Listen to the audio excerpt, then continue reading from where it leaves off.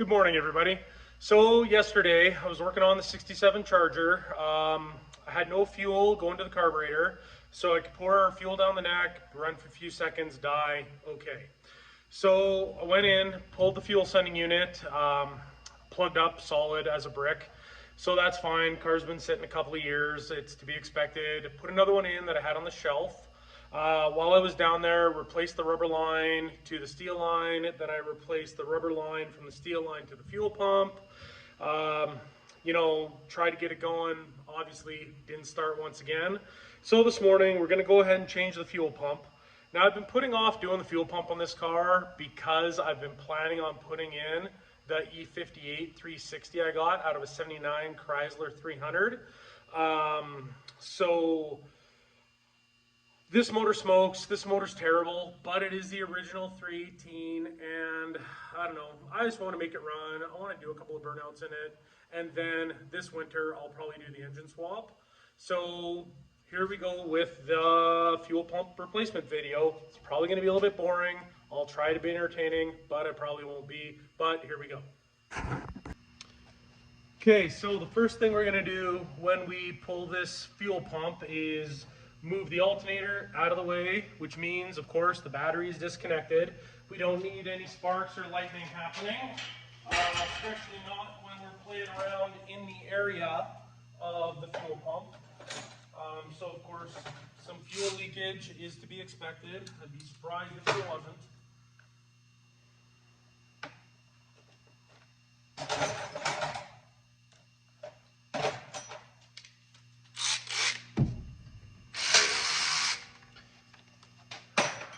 Luckily enough, all this stuff is handy from yesterday,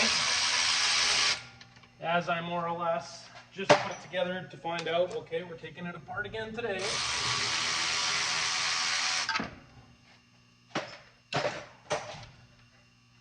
Two bolts, not a big deal. We're not even going to take the belt out. We're just going to move it out of our way. The guy before me decided a lug nut was a good little spacer for this alternator.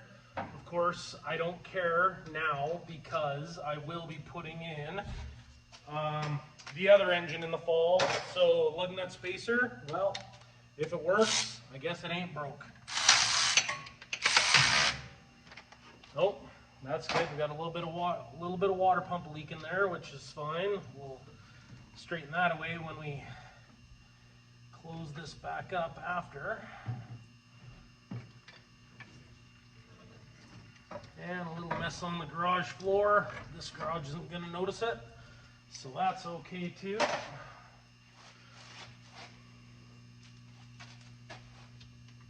Bungee cords are your friend. They will keep things out of the way without causing you too much trouble 9 times out of 10.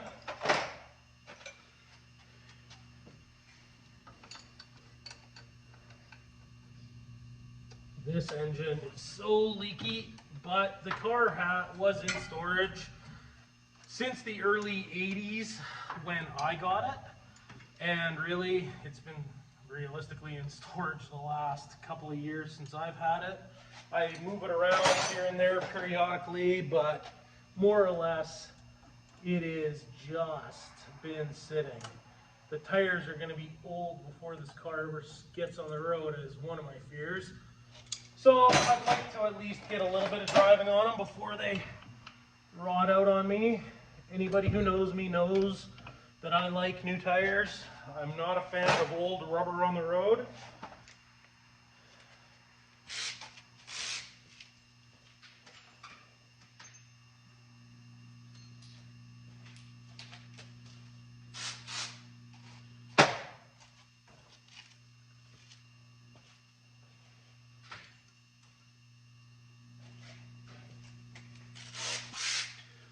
All of my cars get driven to show and shines. To this point, nothing's ever gone to a show and shine on a trailer.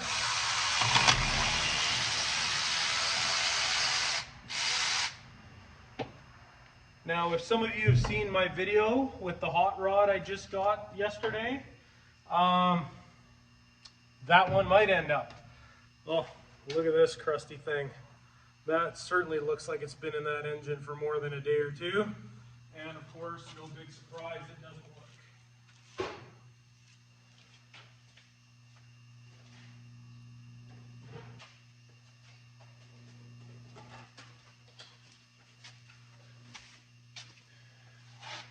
Got our brand new pump here from Rock Auto, of course.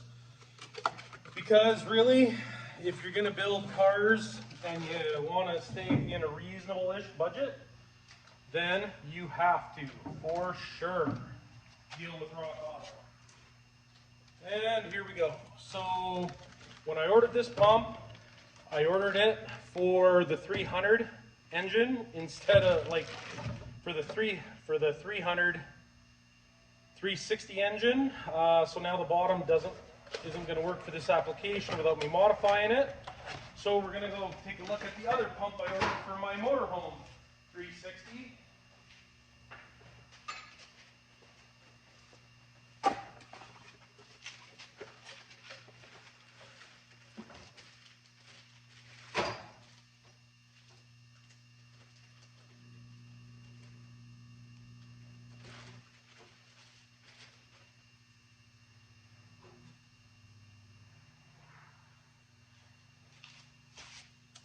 Alright, good to have lots of parts. So we've got the new one, the old one.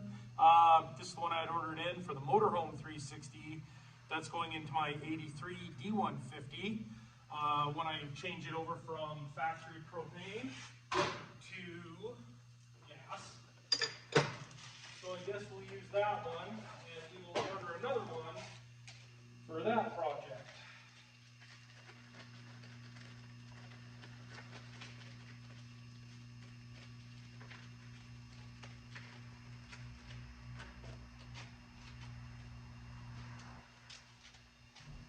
I'm going to take a little bit of heat in the comments here because I'm not going to clean up that old gasket for the simple fact that this motor is not staying in here. And this thing's coming out sooner than later anyways. So I'm simply going to put the new gasket over top of the old gasket.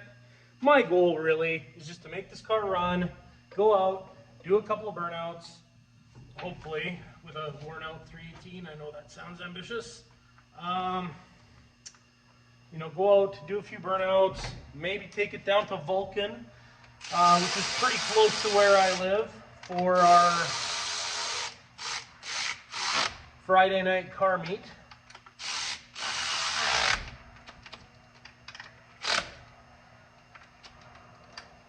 So if this leaks in the future, one, I'm not going to be surprised. Two, I'm not going to care because this motor is coming out.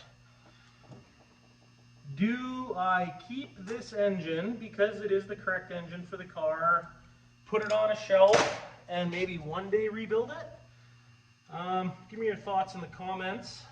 Don't forget to like and subscribe and all that other YouTube stuff that people always ask their viewers to do. Because I could use the followers and I could use the views. So I'm not too proud to ask.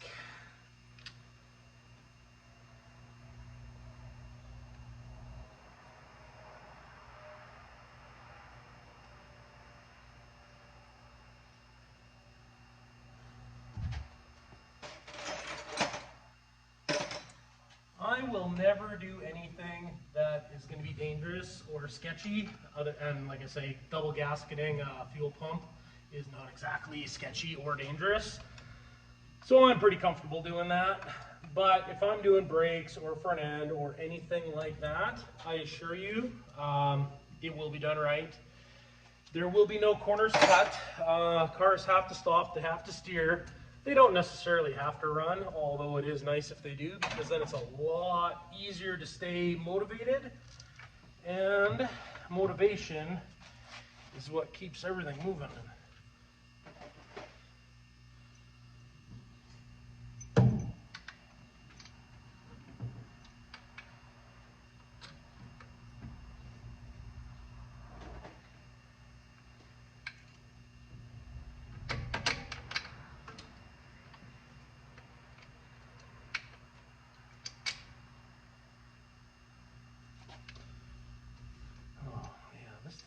me sense the way they have this. I think,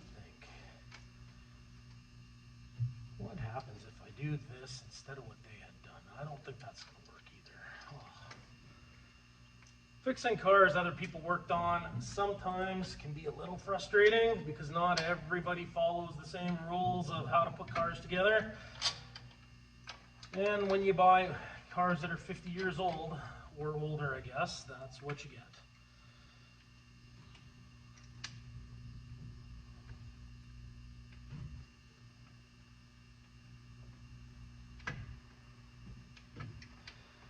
Come on.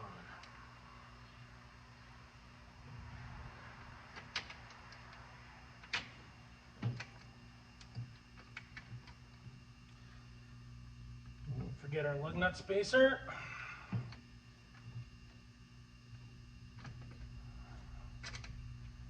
Is it cheesy if it works? I don't know. I still think it is cheesy even if it works, but we're going to go with it because it's not forever.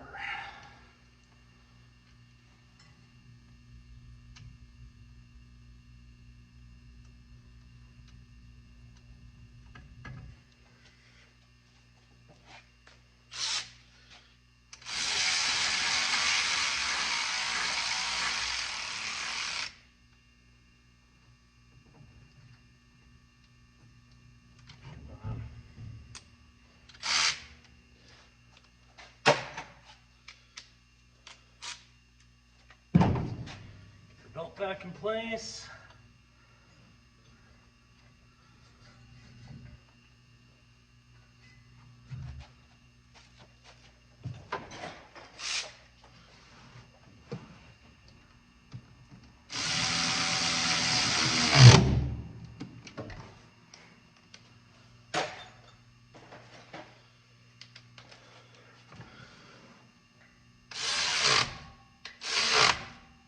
There you go. That water pump stopped leaking again.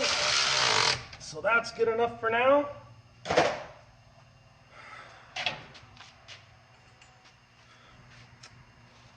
Okay. Fuel pump is changed. Let's hook this battery back up.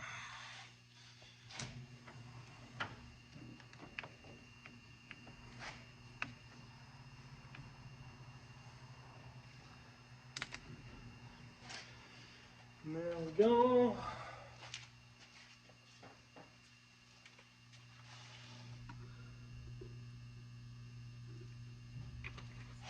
Splash fuel. Let's turn the key on.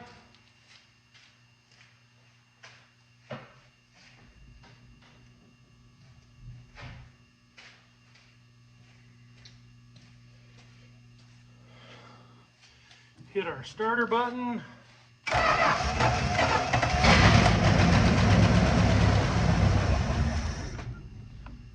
Probably going to take a little bit to suck some fresh fuel out of the gas tank. Filled it with premium last night. I believe premium makes a difference for cars that sit.